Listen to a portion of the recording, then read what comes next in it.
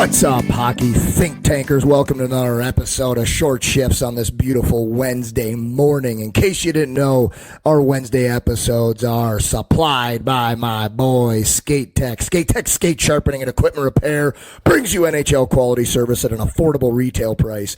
With over 23 years of sharpening and equipment customizing experience, Skate Tech serves as your personal equipment manager, providing the highest quality skate sharpening, blade profiling, team uniforms, and equipment alterations available on the market today. Let Skate Tech help you take your on-ice performance to the next level with the edge the pros trust. Check them out at skatetechsharpening.com. Here we go. Short Shifts episode, everybody. We got 10 minutes on the clock. Jeffrey J. Lecvecchio has no idea what the subject is going to be, but should he choose to hop on this magic carpet ride with myself as a co-pilot, then we are going to have some fun today. Vex, do you accept? Hey. Okay. So I want to talk about today what to do during like free ice. Some people call it stick and puck. Some people call it shinny. Some people call it free ice. When you get to go out on the ice in an unstructured environment, whether it's with yourself, maybe a couple buddies, whatever it may be, like what are some things that you can do to have fun? What are some things that you could do to get better? Like what would you do if you had 45 minutes to an hour of just whatever you wanted to do on the ice? I know I always ask this. Can you give me an age, please? Yeah, like peewees and above. What I would say is, number one, if it's like free ice like that, there's got to be an element of fun.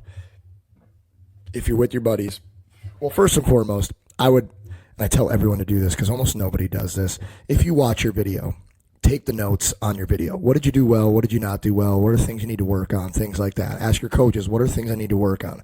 You should have all this written down or at least typed out in the notes section of your phone, since we all have those all the time. Then when you go and you get some free ice like that, look at those notes and work on the things that you need to work on. Now, let's say you have 45 minutes. Maybe you're doing 30 minutes of individualized work where you're trying to work on specific skills. And you could do, if you're out there with your buddies, you do one drill that your notes say you need to work on or your coach told you need to work on. And then you do one drill that your buddy really needs to work on. And you can help each other passing pucks or applying pressure or things like that. And I would say the last 15 minutes, go have some fun. Be creative, have a competition, play one-on-one, play keep away. Dude, playing keep away is so valuable, especially if you confine it to smaller areas. So valuable. Working on body positioning, spatial awareness, in tight stick handling skills, where to hold your puck off your body so that somebody trying to get it who's close to you can't reach the puck and you're able to still control and move. And then on the defensive side, you're working on all the defensive things that you need to work on when you're in those in-tight stick battles. So I would say if you got 45 minutes, 25 to 30 minutes of stuff that you need to work on while making it a competition if you can. Last 15 minutes, let's have some fun. Let's compete. Let's just be a kid and play hockey. That would be me. What is like your favorite memory of like being out on the ice like that? Do you have one? Yeah, dude. I did it all the time because my mom worked at the rink for a junior team during really middle school and high school years for me. So I was there all the time. A lot of the times on the ice all by myself. Lots of times. I loved just like shooting 100, 200, 300 pucks in the exact same spot. Like posting in 100 shots, then the other posted in 100 shots. And then, because again, back when you and I were growing up, the skills coaches really weren't a thing. Like that wasn't really a thing. So like I didn't have anybody being like, oh, work on this, work on that. So I would just dump pucks in the slot and I would just try and go like I'd play games with myself because I was out there alone by myself a lot. And I'd be like, okay, if I go off the post and in 6 inches off the ice, I'm going to make the NHL. And if I got to 9 and I didn't get the 10th one, well, got to start over. Cannot get off. And I was lucky where I didn't have to get off the ice ever. So it'd be like, I was not allowed to let myself off the ice until whatever I told myself, I got to do 10 in a row or I got to do 12 in a row.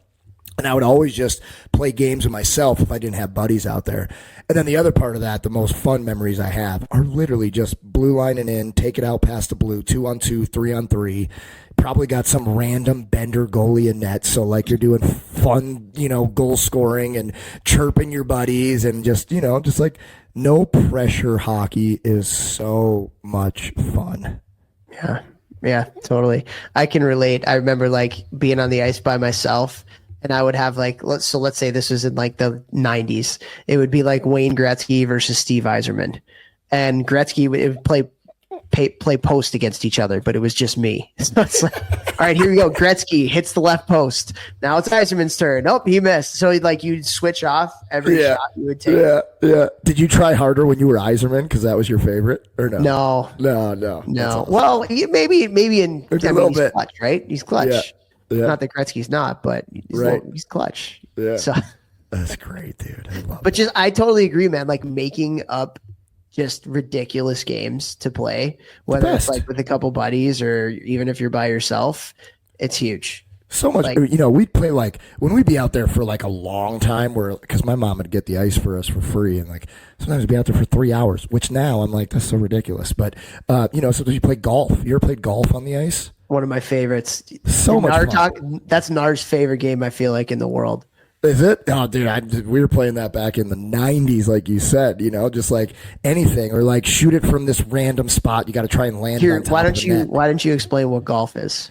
I don't even remember how to play. I think you'd have to get it closest to the dot for each face-off dot around the rink. Okay, that's a different game of golf. So the game that I play is you get a shot from every dot on the ice into one specific net. So you start off on like the left side, the closest dot, like the offensive zone circle, shoot it. And if you hit the post, it's an eagle. If you shoot it in the net on a fly, it's a birdie. If you get it in the net and but it's on the ice, it's a par. And if you miss the net, it's a bogey. Oh, so you kind of like get your score from that. So let's say I shoot from the near circle and I shoot it and it hits the net without like off the ice, I'm -1. Yeah. And then you go to the neutral zone dot and on one of the sides, shoot from there. Then the far blue line neutral zone dot, and then the like what would be I guess the defensive zone dot, and then you go to the other side and then you finish at the center dot. And it's so much fun. Yeah, we definitely. I could play that for hours. Oh, so much fun. We played that one, and then we'd also play like you'd always shoot from the same corner, but you had to land the puck on the dot. So if you were shooting from the left corner, and it had to be there, so you would get like strokes the same way as if it was the golf ball going in the cup. Yeah. So just little fun games like that goes a long way. I will say that like if you do get out there and you want to work on some stuff, if you are with other people, shoot off the pass. Like don't just shoot to shoot. Like shoot off the pass. If you can develop that skill, and especially if you're moving a little bit, that's such a valuable thing. Like you look at so many of the goals scored in the NHL, like nobody is standing in a spot without a pass and shooting it in the net. Make it as game-like as possible and shoot off the pass. And it's so easy after a certain age to shoot from standing still or without receiving a pass and then shooting. Even at the shooting area, powered by Bauer, what's up, at my new headquarters here in St. Louis, they sent me a bunch of passers and a whole bunch of other things, and I had a bunch of midgets and younger guys in there shooting the other day, and they were all just like, before the passers came in, and they were all just like shooting from standing still. And I went in there, when I was like, hey. No. After a certain point, no. You guys are 16. No. Come over here, pass it to his backhand. I want you to look up, look down, catch the pass, pop it off the stick as quick as you can, shoot it. And we worked on, backhand to forehand as quick as you can, forehand, body around it as quick as you can, jump into the shot. Don't just shoot to shoot. Let's shoot to get better. You know what I mean? Yeah. And also, you don't just shoot every shot high. Like, a lot of goals are scored. That's every young player, hey? Oh, my God. I mean, it's always high. 100%. Like anytime you're working on your shooting, it's bar down every time. But get yourself in the habit. Like if you're shooting 150 pucks, 200 pucks, whatever it is, like make sure some of those are low. So that way when you're coming down on a goalie in an actual game situation, your brain isn't like filtered to, okay, I have to shoot it high every single time. Because that's a thing, guys. That is a real thing. Coaching so many players for the last, 20, 22 years or whatever it's been, like all the kids who, when you watch them in like the warm up or like anything like, they only shoot high. Game comes, they only shoot high, and they miss the net so much strictly because they're only used to shooting high. Guys, it's hard for goalies to save pucks that are around mid shin height, so don't neglect that stuff.